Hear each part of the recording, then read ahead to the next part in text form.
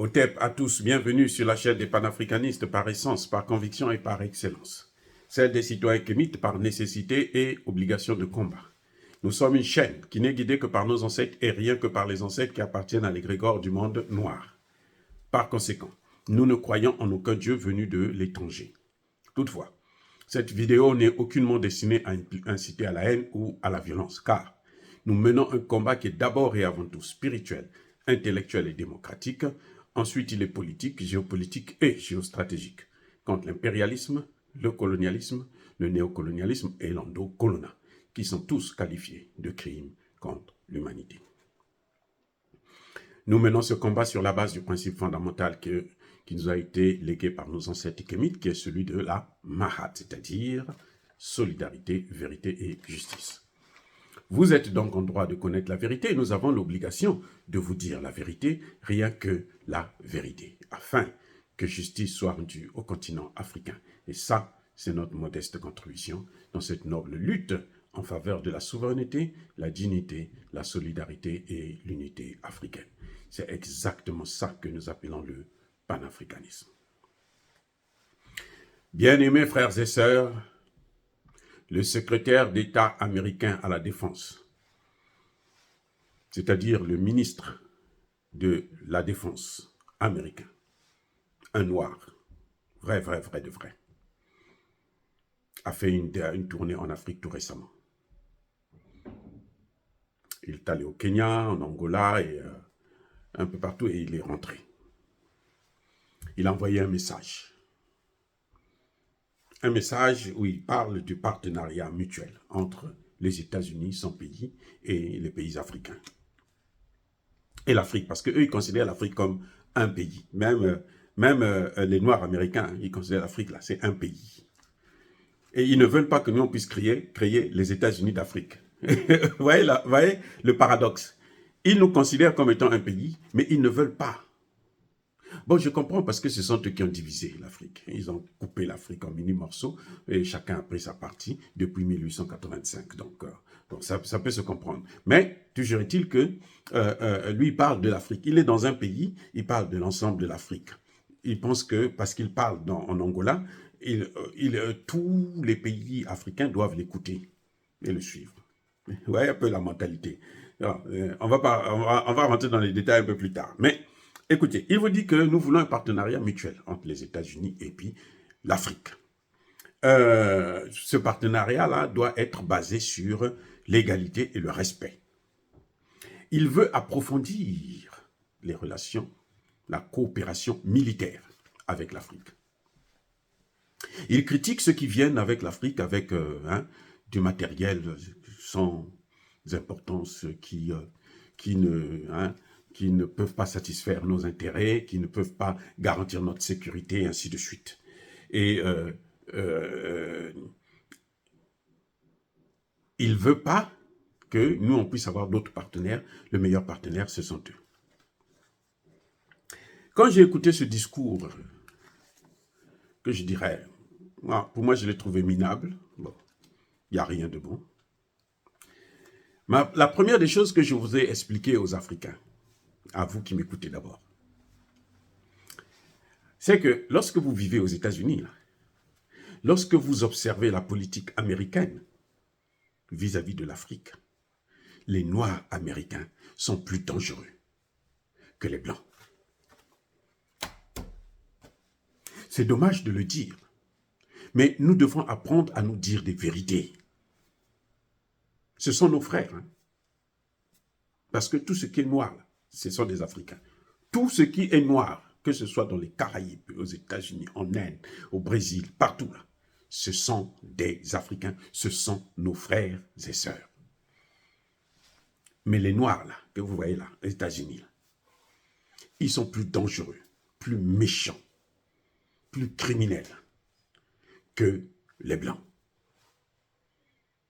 Eh oui, ce sont des Noirs comme moi, mais ils sont comme ça, c'est ça, il faut le dire. Le premier, le plus grand de ces Noirs-là, a fait ses preuves.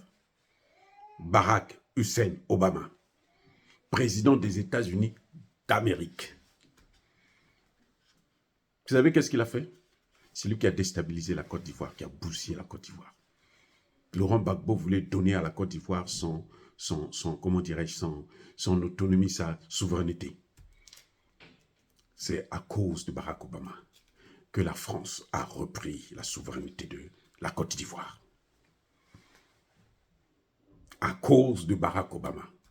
Puisque Barack Obama a soutenu Nicolas Sarkozy, le voyou, le criminel, qui devrait en principe sa place, ce serait en prison.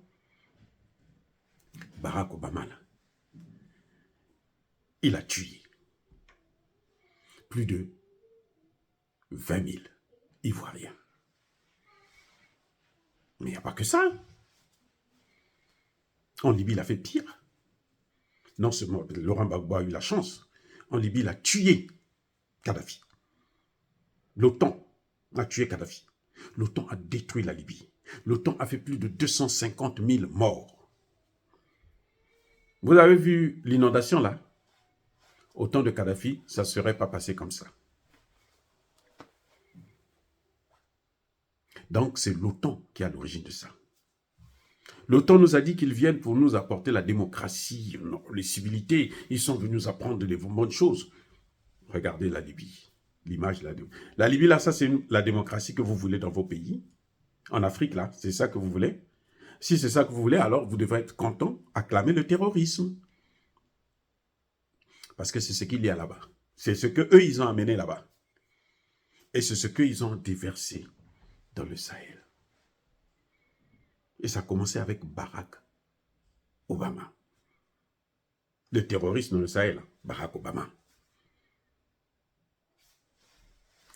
Le président Issoufou avait dit à Barack Obama, « Monsieur le Président, s'il vous plaît, par pitié, ne détruisez pas la Libye. Vous allez détruire les autres pays, le Sahel et le Golfe de Guinée. » Barack Obama a dit, « Non, non, non, non, non, non.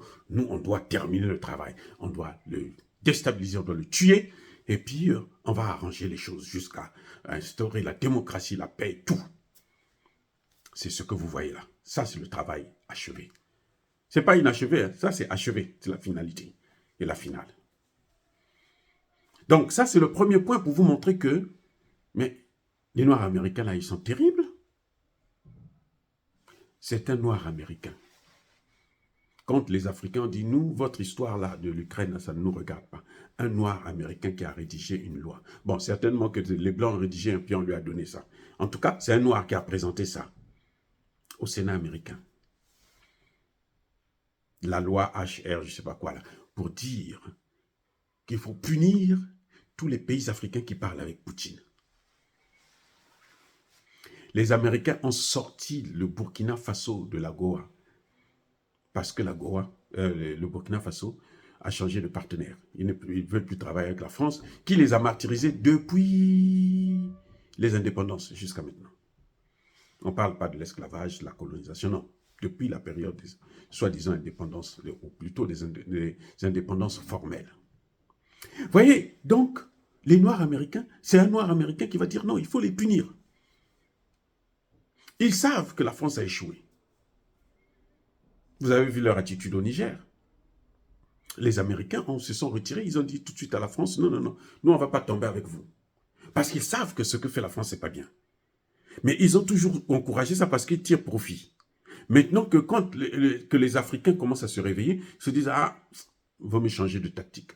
Laissons d'abord la France couler, puis nous on va reprendre les choses. Et eux, ils ont décidé, vous savez ce que les Américains ont décidé? On va assassiner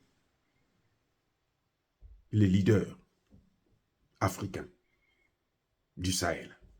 Les Tchani, Assimi, les Burkina et tout. Si on peut les avoir, on les tue. Pour essayer de stopper ce mouvement-là.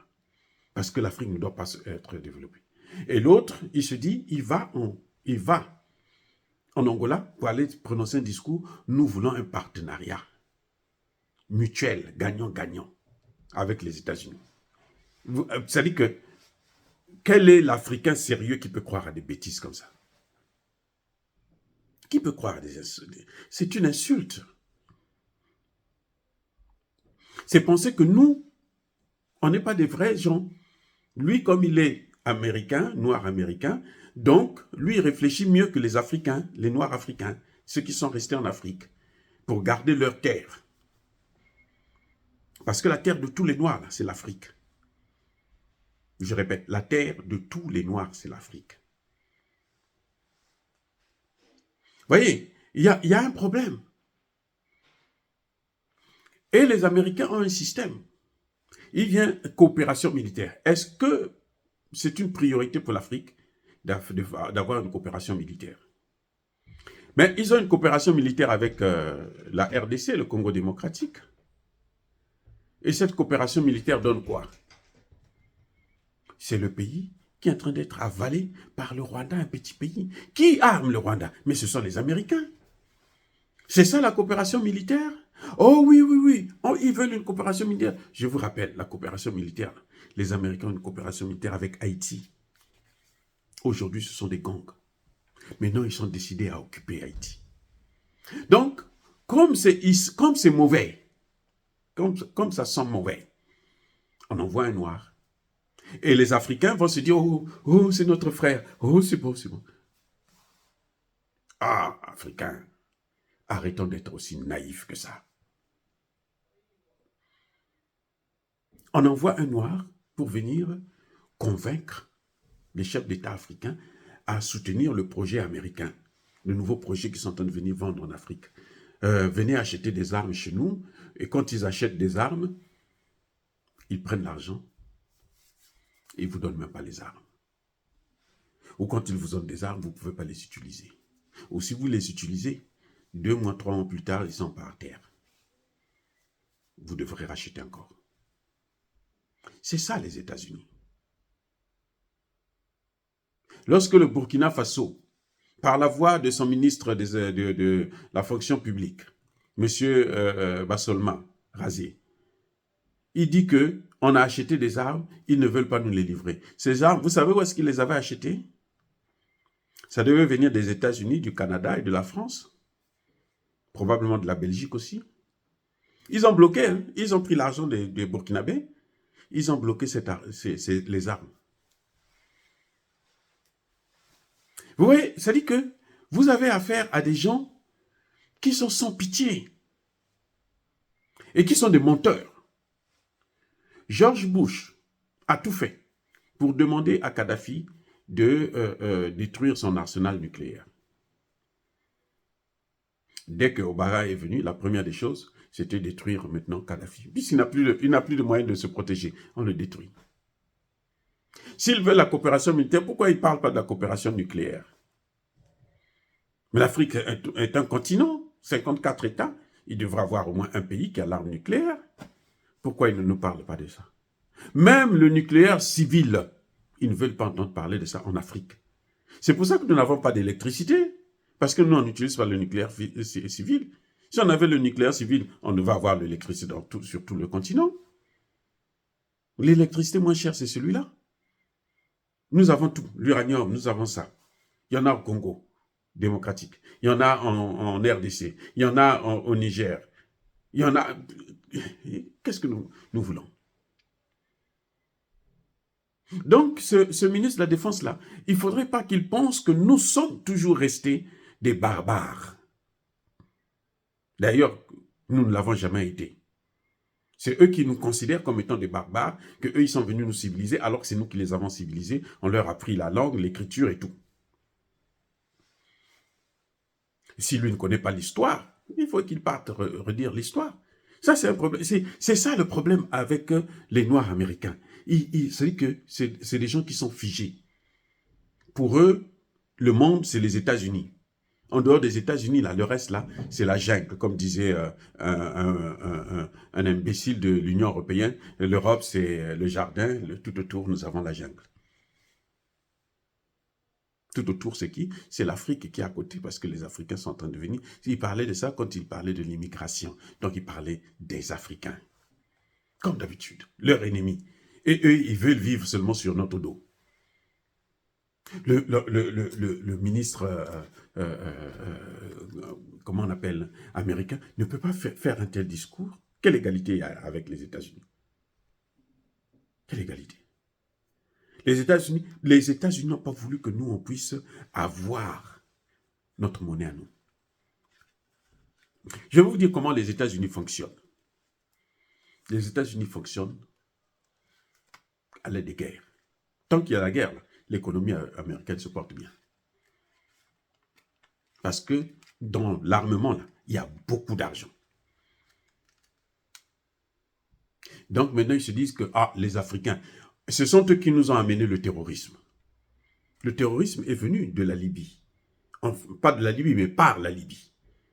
Il est venu des Occidentaux, par la Libye, et c'est rentré en Afrique subsaharienne. D'abord par le Sahel et ainsi de suite. Maintenant, ils disent que non, comme vous avez le terrorisme, venez acheter des armes chez nous, ne partez pas acheter les armes en Russie. Comme vous avez le terrorisme, nous, on doit venir faire la guerre à votre place contre le terrorisme. Et ils viennent aggraver la situation. On l'a vu avec Barkhane, les Français, leurs alliés. Ça va continuer jusqu'à quand? J'espère que les dirigeants africains vont maintenant comprendre un peu ce qui se passe et arrêter de trahir le continent. Parce que maintenant, là, tous les chefs d'État qui nous trahissent, là, ils finiront toujours mal. Sachez-le, tous les chefs d'État africains qui nous trahissent, là, ils vont finir mal. Tôt ou tard. Advienne que pourra, ça va arriver. Parce que l'Afrique ne peut plus continuer à être l'esclave des autres.